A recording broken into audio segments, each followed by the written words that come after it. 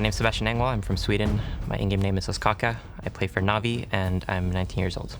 账网 ID 是 YM Euro Miracle LoveCX， 年龄是20岁，来自中国。 My first opponent is LoveCX, and honestly, I don't know too much about him. I basically just know what he played in the regional qualifiers. 我的第一个对手是 Oskaka， 我不算太了解他，但我觉得他可能更擅长的是控制套牌。可能在优势就是在这个对于卡组和这个套牌的理解更加的比较深入，而且这个打的时间比较久，所以说就各方面的理解都更加到位。 LoveCX actually brought similar classes to what he played in the regional qualifiers, so I think I have a pretty good idea of what he's going to be playing, and I actually prepared my lineup well against what he's going to play, so I'm pretty comfortable going into the first match. But, I mean, yeah, he's a pretty good player. 那我会说我会尽全力的去面对并争取战胜他。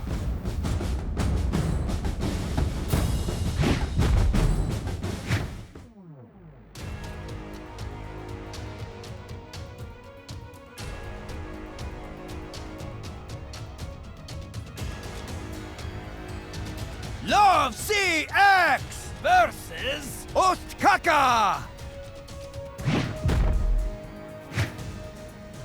Let's do this. Oskaka versus LoveCX, a clash between Europe and China.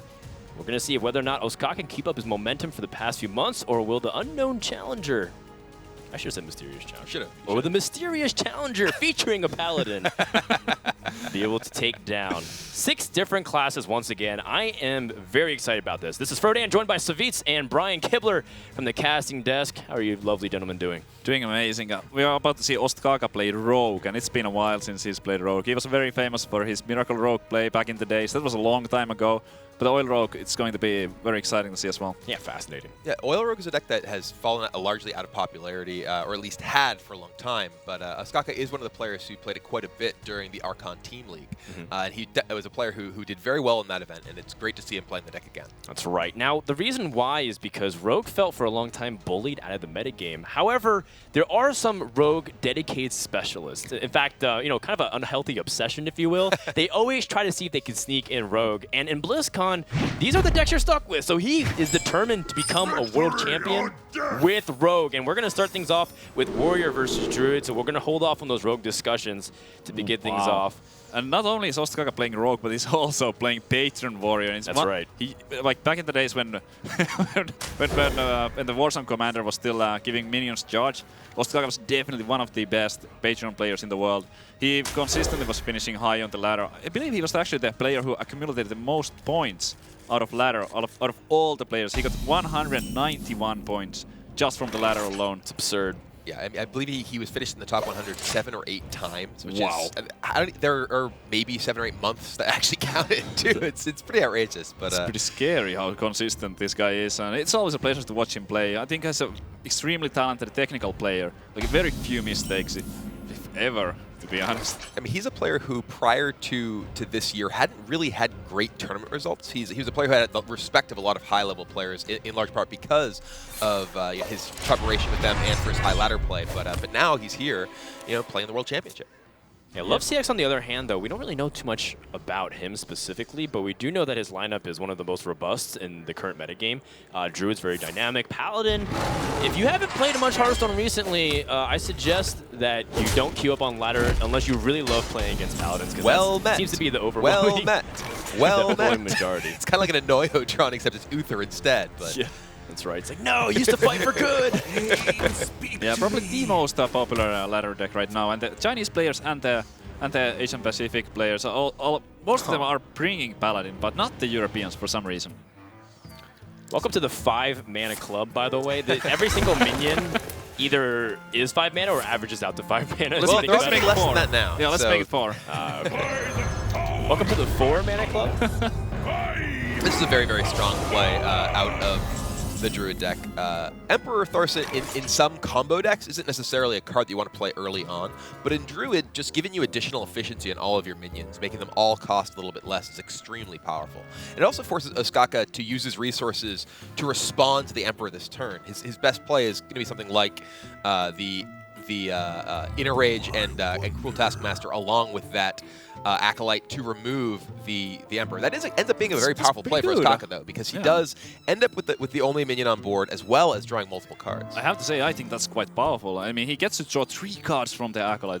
That's pretty amazing. You don't often get to draw that much. He does have to spend the Inner Rage, which I'm sure he would love to keep for later on. But there's still the Deathspite, there's still the Whirlwind. I think we might see that happen, but something like maybe Cruel Taskmaster and the Slam wouldn't also be too surprising. Or, wow, he's just going with the Deathspite.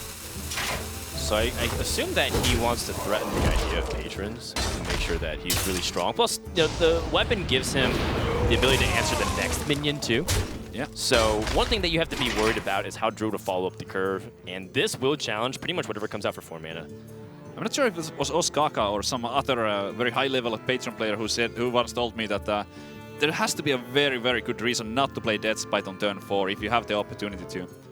And in this case, he thought that it was not that necessary to play it. Yeah, so LoveCX goes with the Druid in cat form here, allowing him to charge that Acolyte down, prevent Oskaka from getting more than 1 card, which is a pretty... If he played it in bear form, it would still die to the Deathspite, Death Rattle, as well as the Acolyte attacking, and Oskaka would get an additional card. No, yeah, definitely good to deny those extra cards.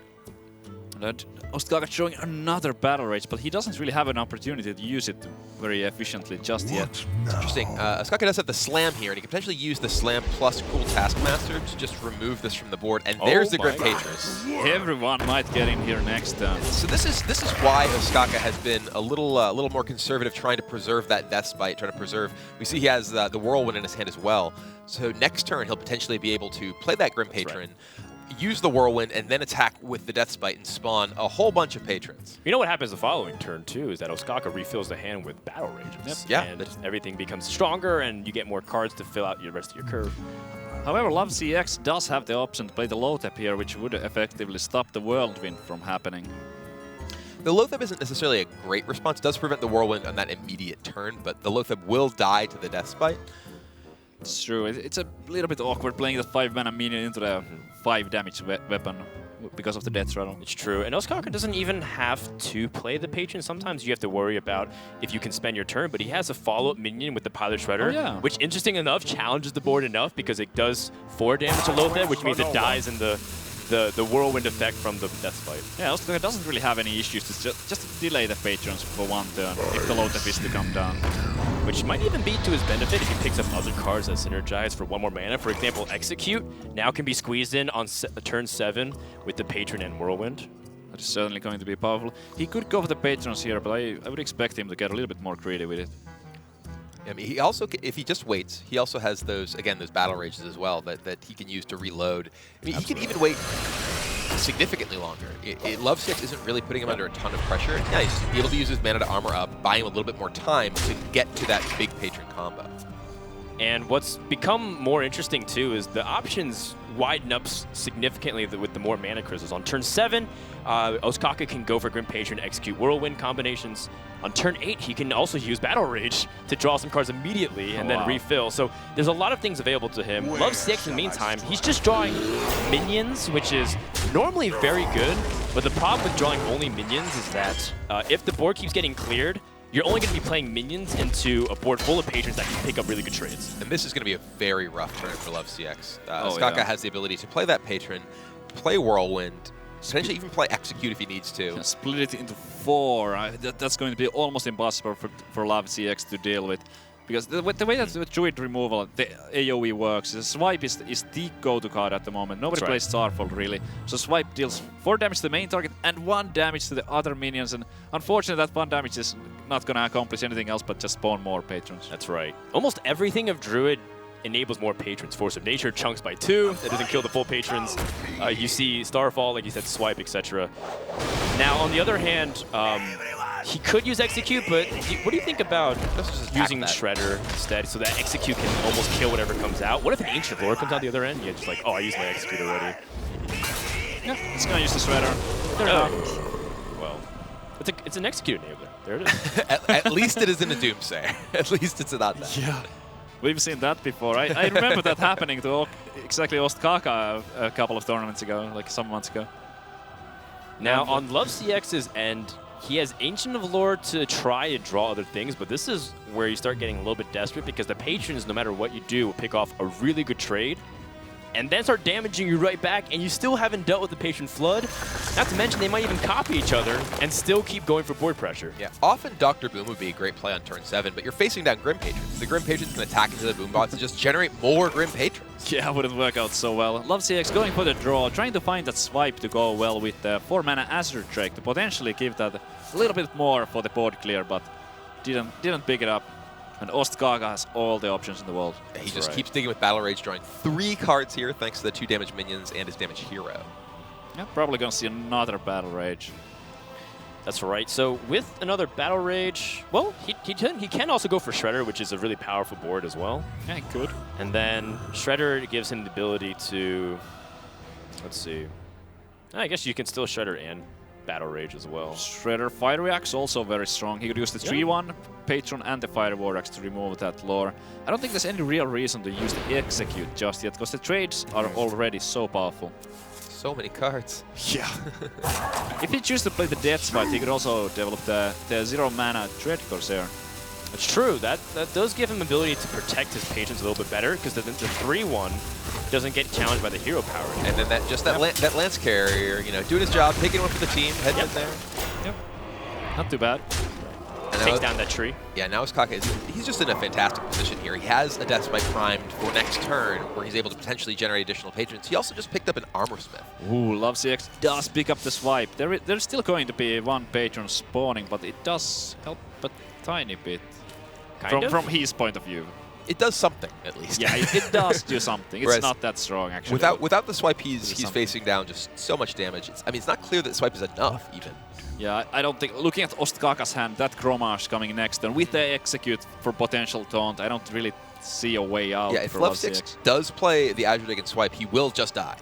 Yeah, but looks like every other play also results in the same thing. Yeah, there's no big taunt minions to absorb everything. Ancient of War used to be one of the things that you could try to look to if they don't have Execute. Yeah. However, it's very optimistic, to say the least, that you swipe here and expect to survive, considering that Oskaka has so much more ammo as well. That is going to do it. That's right. The inner range just to rub it in. The inner range should rub it in. Oskaka is going to put Patron at 2-0 for the tournament so far. Yeah, we've seen Patron. They actually just card Grim Patron win a bunch of games here, and Grom has been a big part of it as well. They don't have the big 70 damage combo kill with Warsaw Commander, but Grom, 10 damage in many cases, it's enough to close things out. Yeah, Father Berserker has been relegated to being a cheerleader on the bench to try and cheer on its sister and Grim Patron. Much like that Murloc, just cheering Oskaka on from back there. Yeah, so he's got Bears and Murlocs on his side, fighting over a weapon apparently. LoveCX is going to have to win with all 3 decks still. Will he change classes? Will he end up staying on Druid? Those are all options available, considering that he has to face off against Mage and Rogue. 2 classes that I'm not sure if he was anticipating. Yeah, knowing Ostaka, the Mage is likely to be a Freeze Mage. The Rogue is likely to be a Oil Rogue. I don't really see, especially for the Rogue, I don't think there's any other viable options. Pirate Rogue. Pirate Rogue.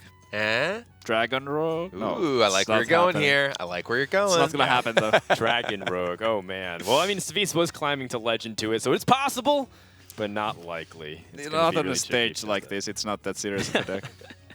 Well, I mean, you definitely know that Oskaka is very serious. His path to getting to BlizzCon in the first place was very challenging. In the European qualifiers, he had to destroy his teammate in order to get here. Not once, but twice. We got a chance to sit down and talk with Oskaka about that experience. Let's see what he had to say.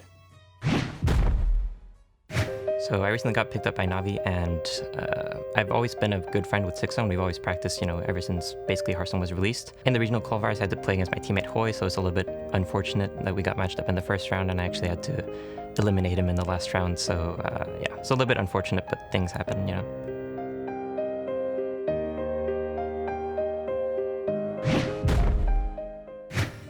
But things happen, and he's $5,000 richer with potential for more. If he goes all the way, Oskaka could win up to $100,000 US, and the right to call himself the best for this year. And I think a lot of people wouldn't disagree with that. He's one of the most hyped players of 2015.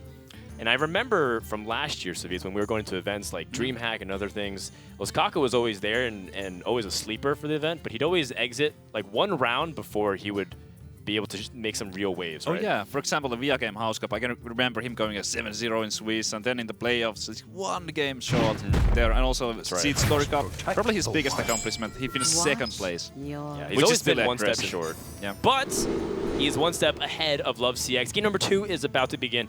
The Rogue makes a wild appearance, and hopefully LoveCX can start turning around. Druid versus Rogue, this is a matchup that's always debated. Care to weigh in, boys? Well, the Rogue experts will always tell you that the Rogue is favored, but the Rogue experts will probably tell you that Rogue is favored against basically every deck, That's true. as far as I can tell. Based on the statistics, Yeah. though, it does favor this Druid. I believe Druid is something, even slightly over 60% in this matchup. Wow. I mean, this is a matchup, the Rogue deck uses its health total as a pretty significant resource, thanks to using weapons as removal.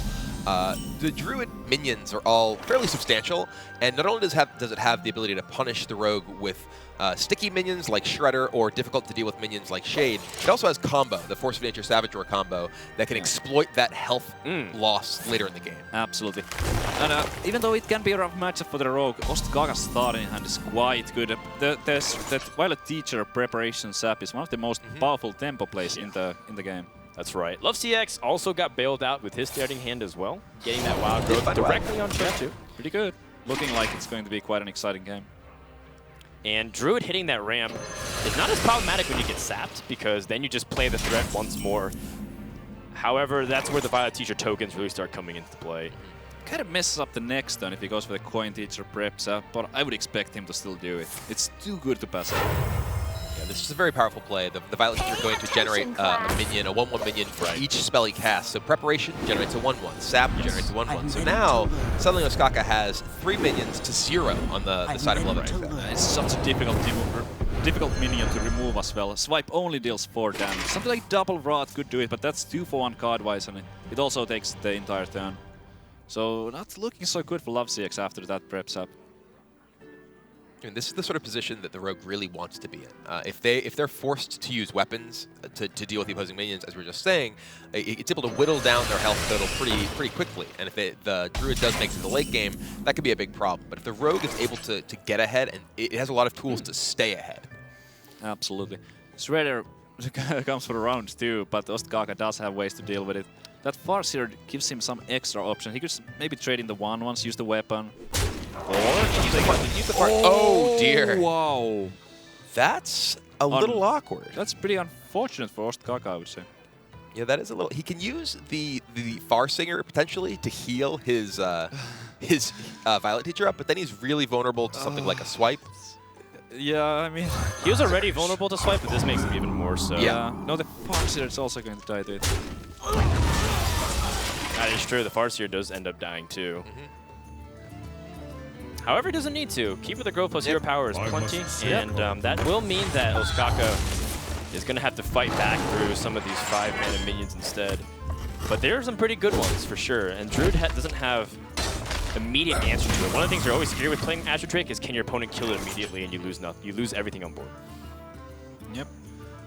LoveCX gets the full clear, gets a minion on the board. Now Ostkaka has to get the board back. Astro Drake, something... Oh, okay. Not quite a backstep, but still a pretty good card play. Oh, it's fantastic, especially that he has sprint in hand, and that allows him to refill. Oh, yeah. 2 Force of Natures in the hand. LoveCX is very awkward. Has very awkward amount of spells right now, but if he picks up Savage Roar, then all those things become threatening damage. Another Farseer. That's interesting.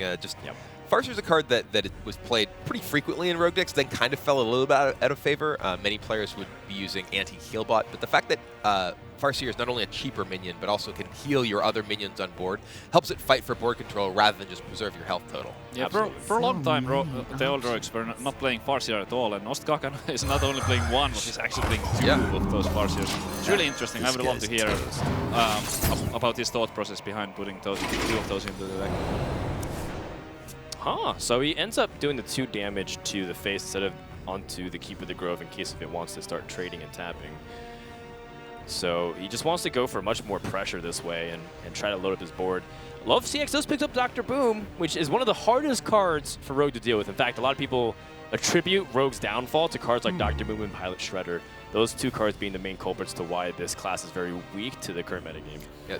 Oh yeah. A lot of Rogue's ability to gain and retain the tempo had to do with its ability to use things like its hero power weapon as well as backstab to remove minions. But when you have minions that either generate additional minions when they come into play, like Dr. Boom, or minions with powerful death rattles like Shredder, it can be very difficult for them to keep up.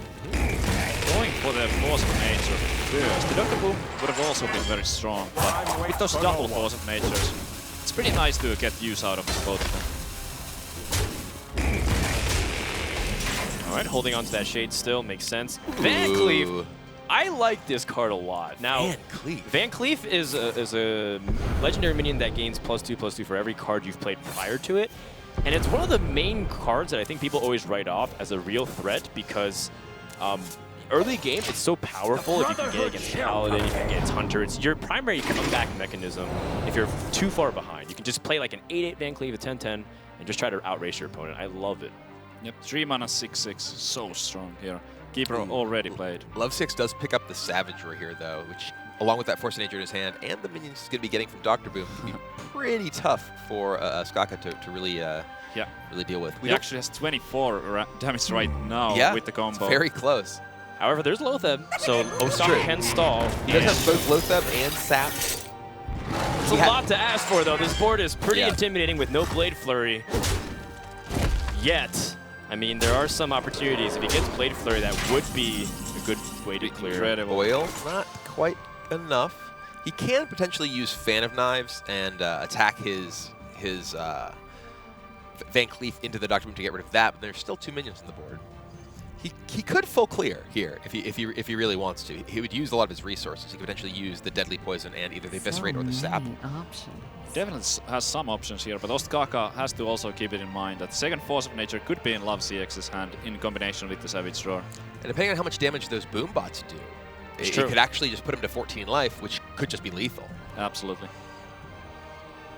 And it's a very tricky situation. Again, you don't want to take too much damage. And he didn't have enough minions on board already. If the Violet Teacher was on board, for example, then this probably be a scenario where Oskaka's completely fine. Violet Teacher, Deadly Poison, Fan of Knives doesn't look too bad. It doesn't, although again, the boom bots could mess up the calculations of everything. Yep, probably going for the Deadly Poison first, spawn that 1/1. Okay, so Sap. So Sap Eviscerate. It's a choice of removal. All right, let's see how it works out. So he does end up getting all of the cards off before the rope ends his turn, and hopefully the boom bots do absorb. Oh, sorry, the 1/1s absorb the boom bot damage.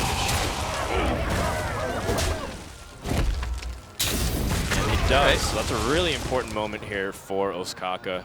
And if LoveCX spends his entire turn playing Dr. Boom, then he'd be able to answer it more efficiently. That's a very interesting draw from LoveCX there. The Refreshment Vendor. So that's clearly a nod to aggressive decks. Druid is a class that can somewhat struggle against aggressive decks simply because a lot of its interaction is relatively expensive, whereas Refreshment Vendor is a reasonably sized body that lets you fight for the board, but can also help you regain some of that lost health early on. Here, not really what he was looking for because he wants to close the game out. No, in this situation it doesn't really do anything, but in some other matchups, maybe against Hunter, getting that 4 extra health can buy you the extra time. And here, LoveCX using his second copy of Force of Nature as it looks like as a removal effect. Either that or he's going to go super ham, but I think he's going to remove just because he's really scared about having Rogue with so many minions on board and a Violet Teacher, #2. Yep. But it is his second Force of Nature, so he's going to have to win with just using Dr. Boom, and I think that's where he feels like he can be at his best. He's like, well, he couldn't really deal with Dr. Boom, so maybe if I can just use minions alone, I can win. That's a really big draw, though, being able to play 2 minions. Amazing draw from Oskaka there. And with that 9 mana, he can play the Loaded and play the Violet Shredder, getting a really good grip on the board. 9 and, let's see, 9, 8, 17. If he picks up Blade Flurry, will he have lethal next turn? I think he will. Yeah, he certainly will. And you run 2 Blade Flurries, and so there is a chance. Oskaka's also sprinted through his deck, so it's very thin by now. Could happen. Another fan. That's not exactly what he wanted here. It's a bit weird to use as well, because Boombots could potentially kill the Shredder. Yeah. So do you attack with the Shredder into the boom first? Maybe you want to use whatever gets oiled. No, that's really a weak play, I think. It's very, very tricky. It's an awkward spot because Oskaka really wants to be able to push for lethal damage, which he needs his minions along with the buffed weapon to do. But now he's also just in range of potentially dying. He needs to worry about the Dr. Boom on the board. And we've seen both Force of Natures, but only one copy of Savage Roar from LoveCX so far. So if those boom bots remain on the board, they do threaten a lot of damage. Sure. I guess he's going to use whatever minion gets the oil, trade into it. Seems like he got it on the Shredder because he was queuing it up. That's going to trade for that. Ooh. Bluegill. All right. Interesting. He does end up clearing it. Yep. Let's see where the boom bots Oh, go. there is Blade Flurry. 4 damage on the Lotheb. Ooh, that's huge. Yeah, that's really big because now Lotheb can't get the damaging guaranteed next turn, which would have been the lethal. Now LoveCX can shoot it down with Keeper, play Emperor Thorson or another minion if he wants to. I wonder if he's going to choose to play the Refreshment Vendor because he has to recognize that LoveCX is, rather than Oskaka, is in a position where he's trying to burst him down with that weapon. That's true. If there's a time for the Refreshment Vendor in this matchup, I think this might be. Yeah. Okay. So now Oskaka does have the Blade Flurry here to clear the board, but that's going to be pretty far from lethal damage because of that Refreshment Vendor. It is. I would expect him to play his entire hand here. Yeah. You could go for the fan. Yeah, play the fan first, because he might pick up something that helps him more. Okay. Yeah, still the entire hand. Yeah. And I mean, it is 4 damage, which at this stage, well, 6 if you count the SI, which is very close to lethal if he picks up another damage spell like Eviscerate. Not to mention that there's also a draw off the Thalanos. Yeah. And there could be some way Azure Drake into an Eviscerate. Get a lot done. The Lotheb is going to help close things off the possibilities for Oskaka a little bit. So that Wow. That's not going to do it this turn. And because of the Lotheb effect, it's going to be difficult for him to possibly even combo that. Ooh. Well. Do you guys think it's possible that Oskaka doesn't play any backsteps? I would feel that would be highly unlikely because that he has. We haven't seen backsteps. No, I'm certain that he has it. It does. It's like one of Rogue's best cards. Yeah, but I mean, what did he cut for the Farseers? I would assume that he doesn't. That's a good question, actually. He plays 2 fans as well. Yeah, I mean, it's kind of tough to tell. I mean, Backstep is such a powerful tempo card. Oh, there we go. Okay. Okay, I think that answers it. Well, looks like Oskaka is just going to end up backstabbing and Blade Flurrying here. Has to clear the board. And here, he's just kind of running out of resources. That's right. He's using all of his tools to clear this board, but as we see, LoveCX has more minions in hand. And the fact that LoveCX's hero power outpaces the Rogue hero power means that Oskaka needs to find something like an Azure Drake to help reload his hand to really get him in a position where he can compete. He's almost out of cards. Look at his deck, how thin it is. Oh, wow, yeah.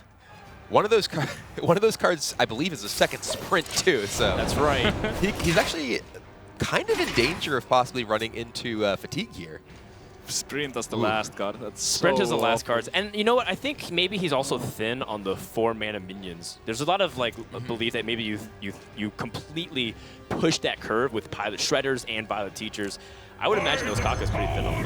So here, I have to imagine that LoveCX's thought process right now is, okay, can I die this turn if I don't hero power? How is this game going to progress?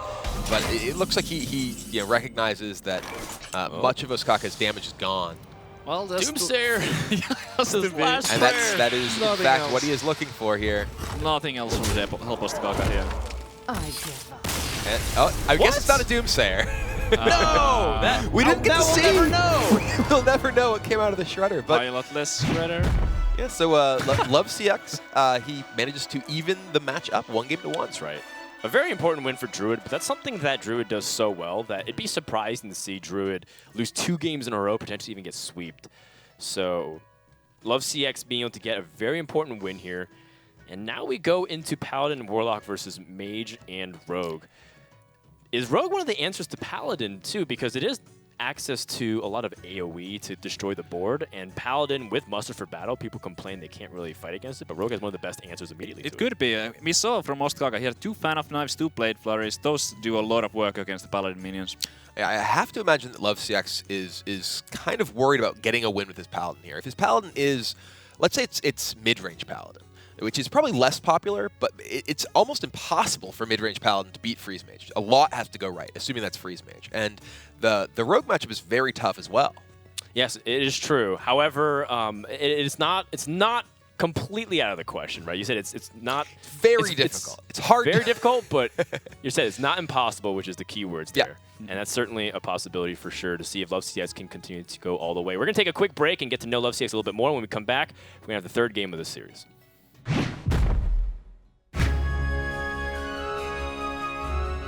我这个 ID LoveCX 的意义是，CX 是尘嚣，也是一个模测。然后我之前呢就是比较的这个喜欢和这个关注这个尘嚣。如果我赢得了BlizzCon 的冠军，我可能会更多的去留和请尘嚣吃饭。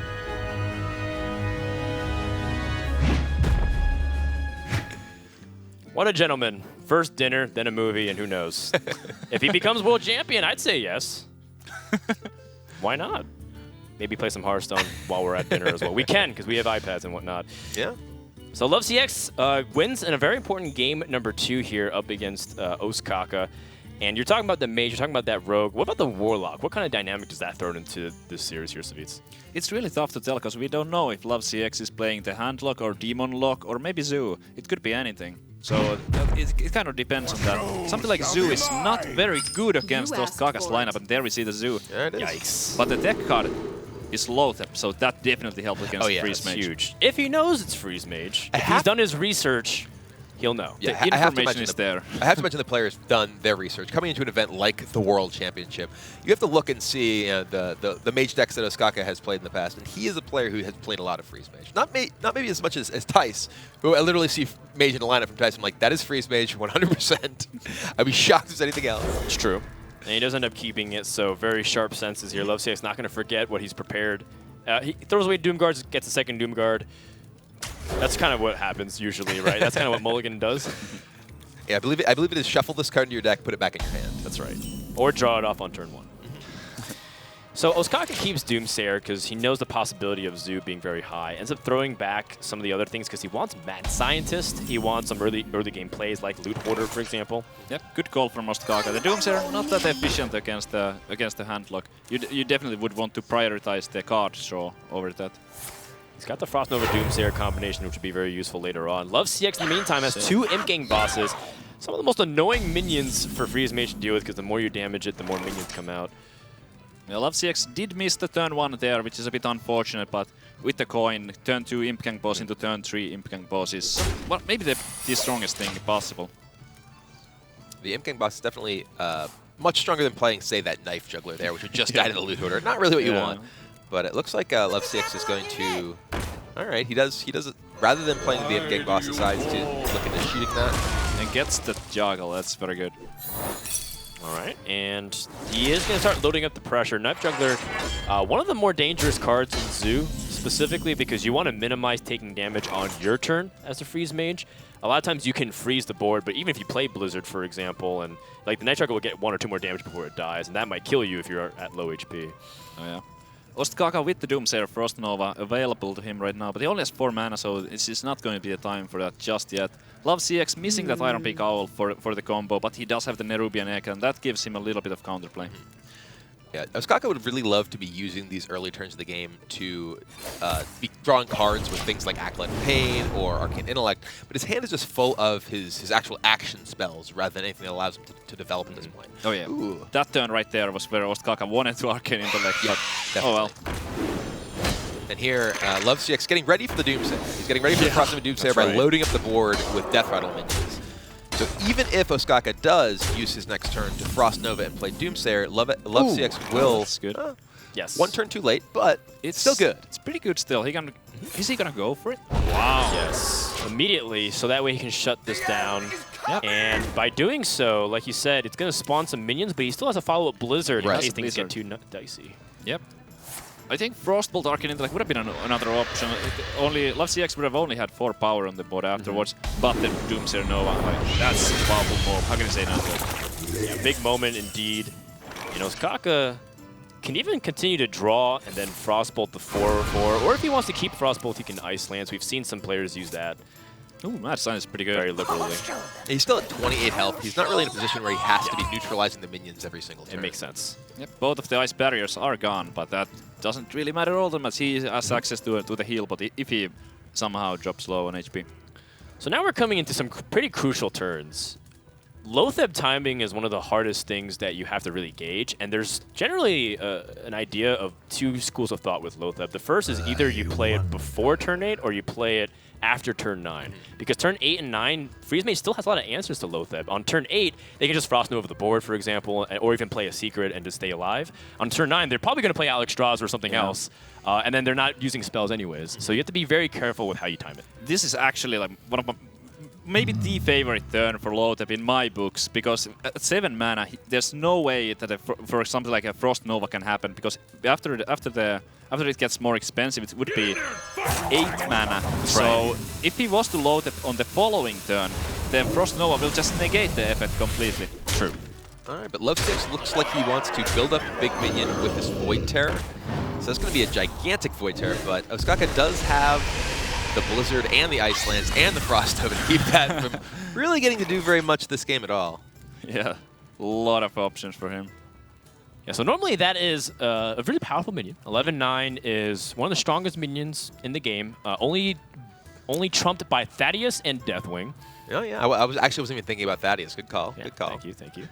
There's actually a full clear available for Oskaka here. If you wanted to go Frostbolt, Ice Lance on the Void Terror, trade the Scientist into the Nerubian, play the Sheep and ping it. But Frostbolt Ice Lance might be something that he wants to hold down and use on face later. Well, he could also just potentially Blizzard, leave that guy frozen, and I mean, he does have the Blizzard and the Frost Nova and the Frostbolt, as we were saying, to keep the guy neutralized for a long time if he wants to. Though LoveCX does, will be able to deploy additional pressure as well. It looks like he is going to go for the clear. He's going for it. Yeah. Wow. I wonder if it's because he wants to set up an opportunity to play Antonidas or something else and make sure that not only is it threatening, because of it's got fireball potential, because it's a 5/7. It's not going to be easy for Zoo to remove that at all. Yeah, it's definitely a major factor in making this play. Having that Antonidas, he knows that he will have access to getting that additional direct damage, and he won't be reliant on the Frostbolt and the Ice Lance. Also, one of the very amusing things is as the game gets drawn out, even though Oskaka's used some of his direct damage, Zoo does lower its health naturally for you. So maybe you don't have to Alex Strauss aggressively. You can just Alex Strauss yourself, and then, oh, he's at 17 health, 16 health, I'll just kill him. I mean, he kind of just flame imps his own face for 3, so... And life like tap. A Frostbolt. And a life tap, 5 damage.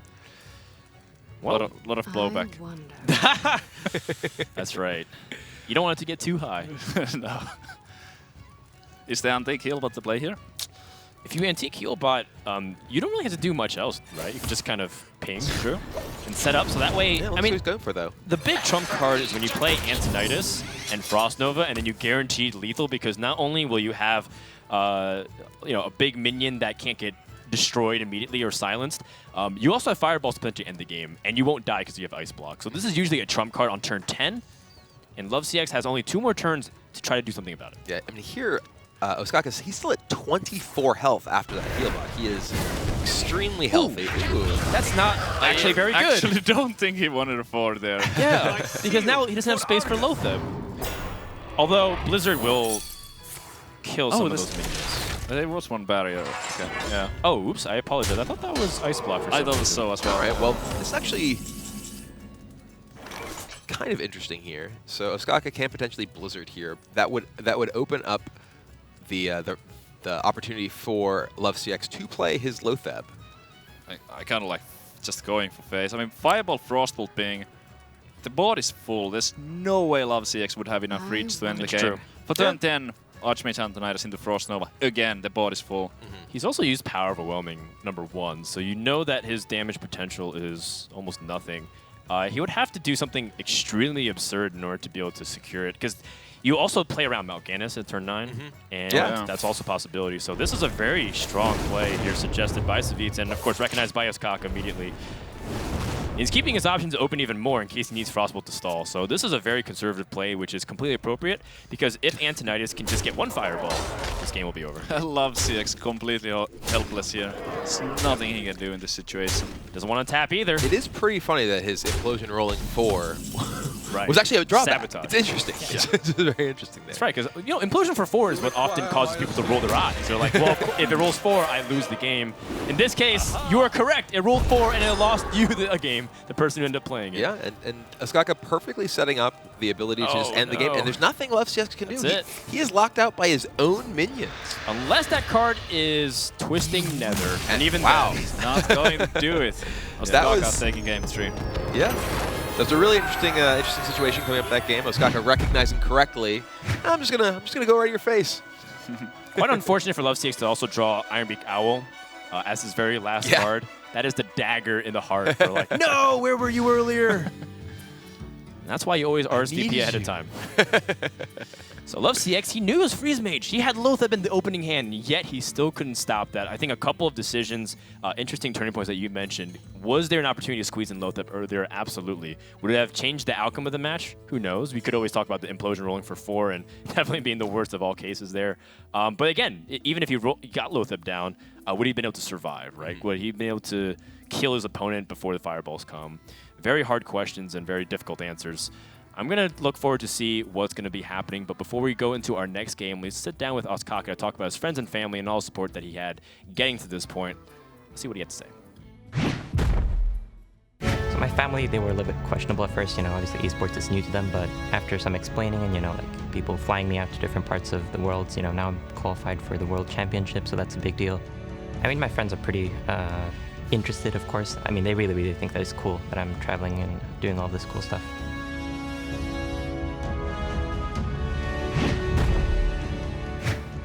You are cool, Oskaka. You don't need anyone else to tell you that.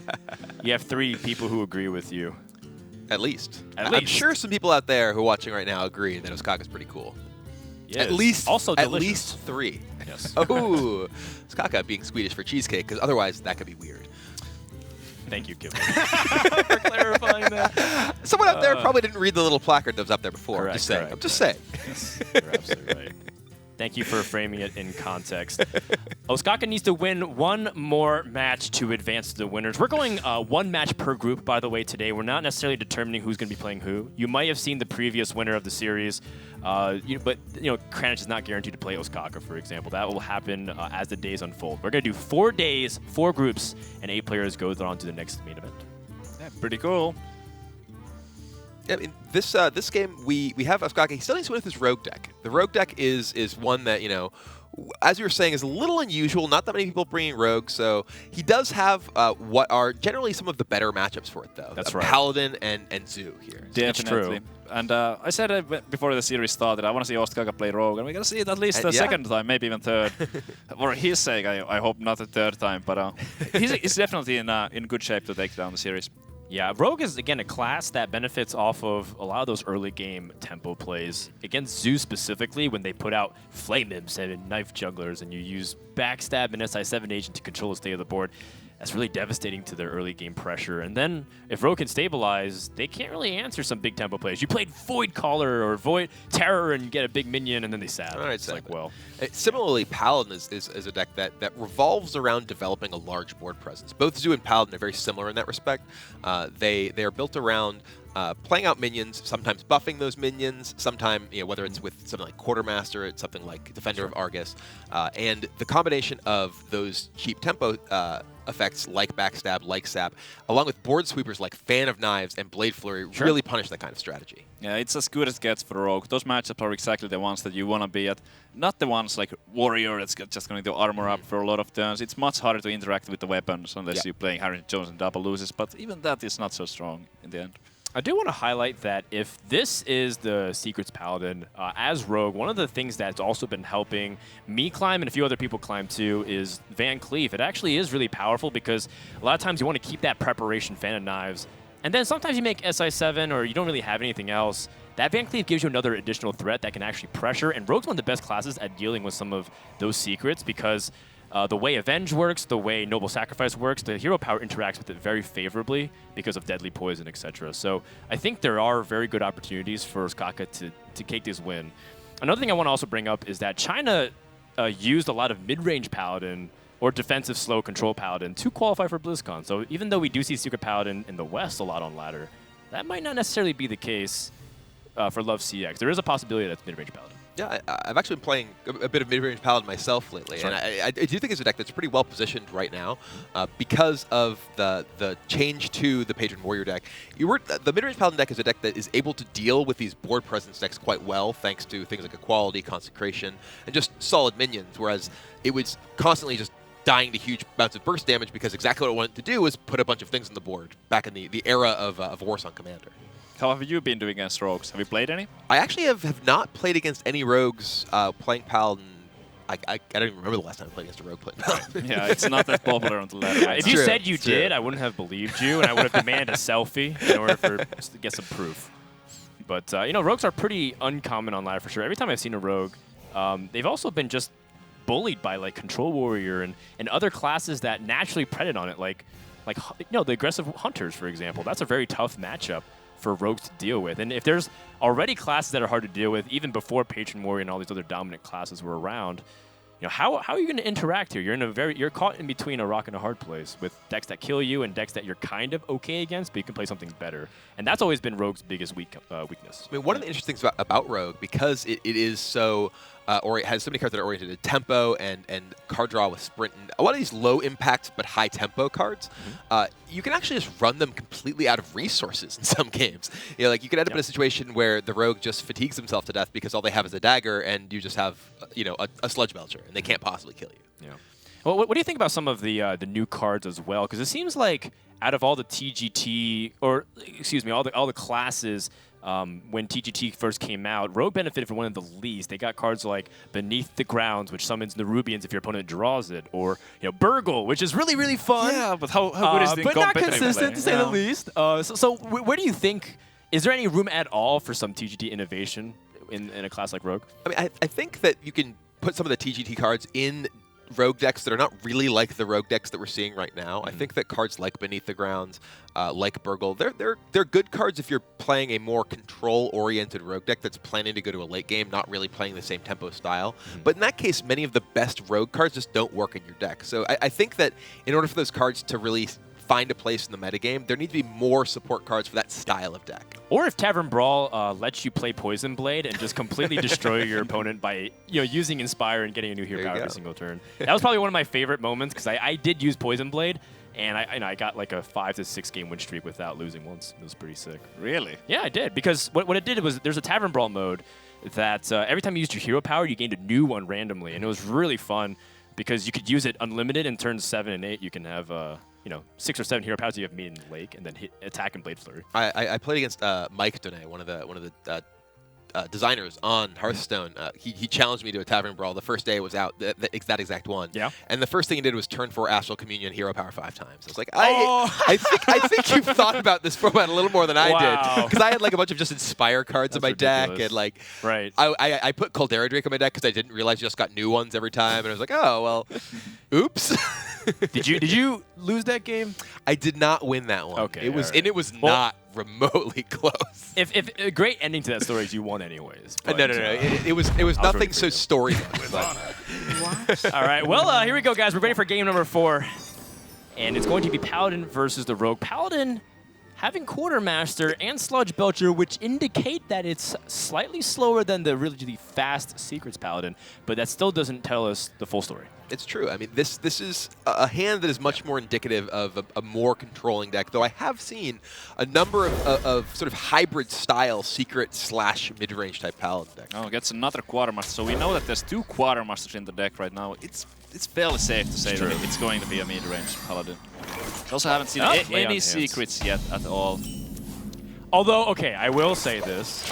I feel like some mid-range Paladin decks that uses secrets as one of its crux with Mysterious Challenger almost have so much variety in the ways it can be built. We've seen it be very aggressive with Divine Favors, and we've also seen like really slow with like Zombie Chows, and it's like, well, isn't that kind of counterintuitive? But then they play very board-centric. So There are some very weird lists out there, but I do agree. I think Lay on Hands, Quartermaster, and Belcher does indicate it's mid-range. It's so cool when there's many ways to build the same deck. This is all the different variants of Secrets Paladin as well. Like how many repentances are there? Some people only play one competitive spirit. There's so many things you can do with those. Very true. That backstab takes down the Knife Juggler, Yes. keeping pretty much all the pressure that LoveCX has. Muster for battle. This is, unfortunately for LoveCX, going to be very easily answered by that Fan of Knives in Oskaka's hand.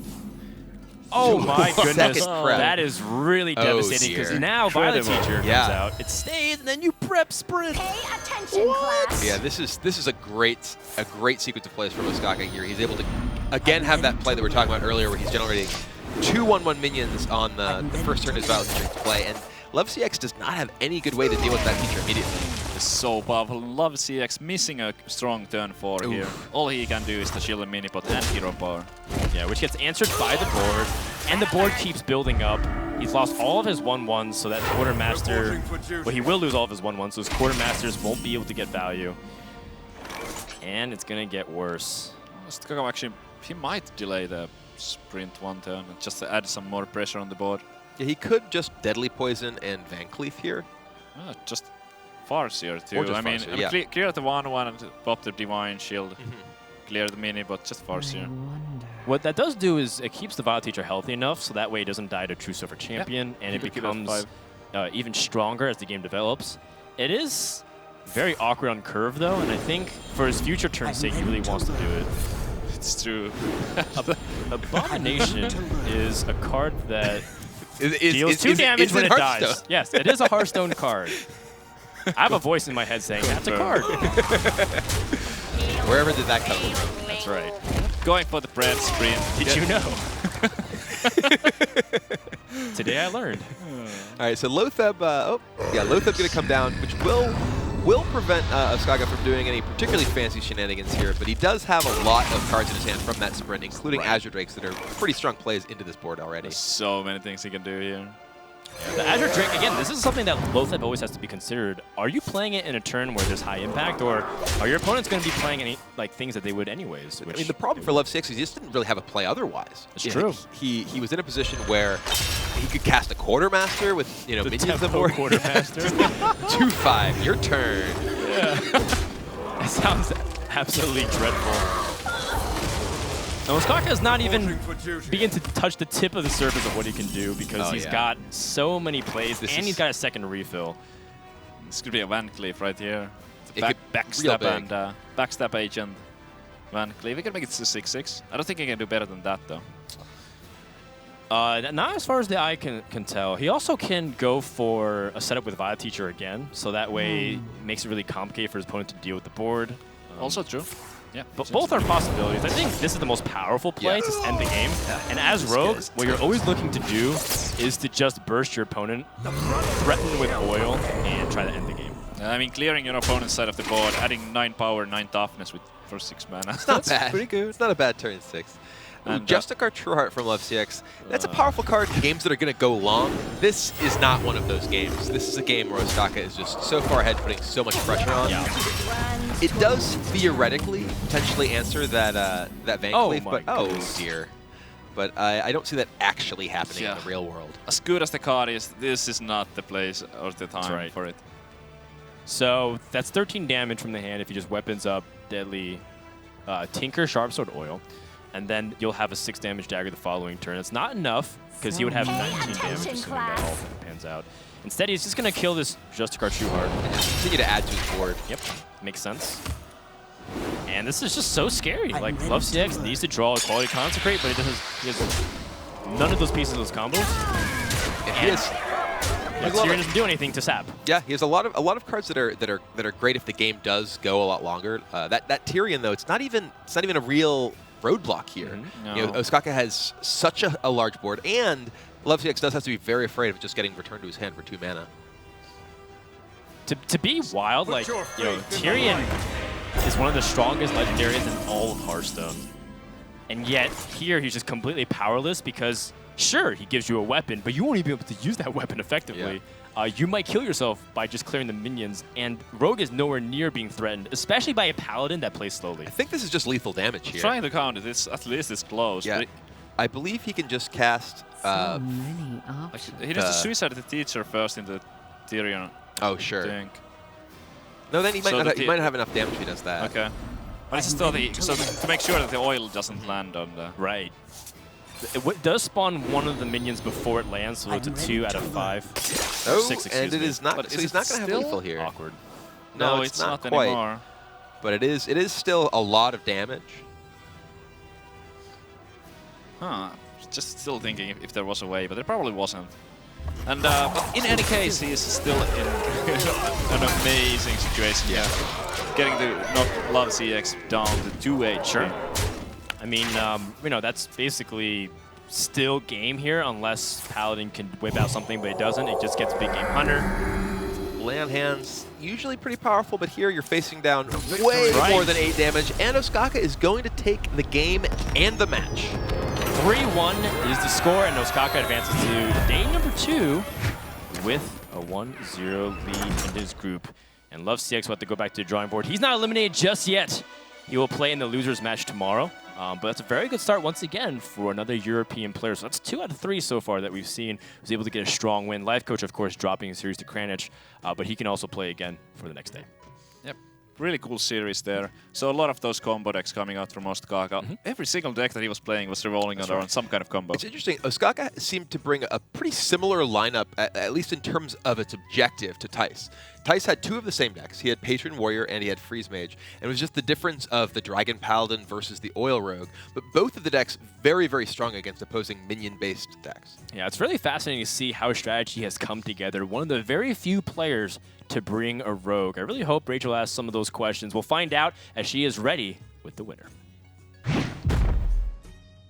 Absolutely, Dan. That's my #1 question. Oskaka, just tell me everything about the rogue deck. Well, the rogue deck goes really well with my lineup. It's targeted to be like Zeus and Paladins, and basically that's what the rest of my lineup tries to do. So in Conquest, you just need to beat, the same deck over and over again. So yeah, the rogue deck is sort of, it works with my lineup. It's synergetic. It beats the same decks as my Patron and my Freeze Mage. And give me a little more insight into your lineup. Well, that's kind of the strategy, basically just trying to beat out aggressive decks. I'm more likely to play sort of like the Asian players because I can't face people from my own region. So a lot of those people are playing Zoo and aggressive decks like Paladin. So yeah, that was the thinking with my lineup.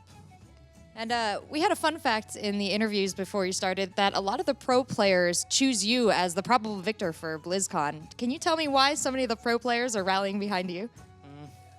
I'm not sure if I agree with that, but I mean, I'm pretty good at the game, I guess. But yeah, I mean, I put a lot of preparation into this, so and a lot of people know that. That's why I talked with all of the European players and some from NA as well. So they know how much work I put into this, so maybe that's why. Well, we'll see if that preparation plays off and the pro players are right in their prediction. Thank you guys so much. Thank you, Oskaka, and I'm going to hand it back to the casters. Wow, very humble to have the admiration of his peers and yet stay very level-headed. Oskaka, one of the threats to take it all. You heard it here many times, and you'll hear it once again. Do you guys think he is the favorite? Do you agree with some of those predictions? There's many great players, but Oskaka is definitely one of them, and he has really good chances to go all the way. And the preparation seems to be paying off so far. He had an excellent lineup going up against LoveCX. I mean, he's certainly one of the favorites. I don't know if he's necessarily the favorite. I think his fellow European, Tice, is the at least highest ranked player according to some calculations out there. But Oskaka, definitely a very, very strong player and has a very strong lineup for this event. All right, well, what do you guys think? Let us know. Hashtag HWC 2015 and stay engaged in the conversation and let us know your predictions and some of your favorite moments as well. Up next, we have Purple versus Ping Ping Ho. If you love Shaman, it's coming up right after this. Want to give a big shout out to all of our sponsors as well, such as MasterCard, Razer, Corsair, and the likes. Make sure to check out all of them as they help us sponsor what we like to do the most. We're going to go to a break. When we come back, we're going to have our last match of the day. But check out these highlights first, provided to you by Windows 10 Game DVR.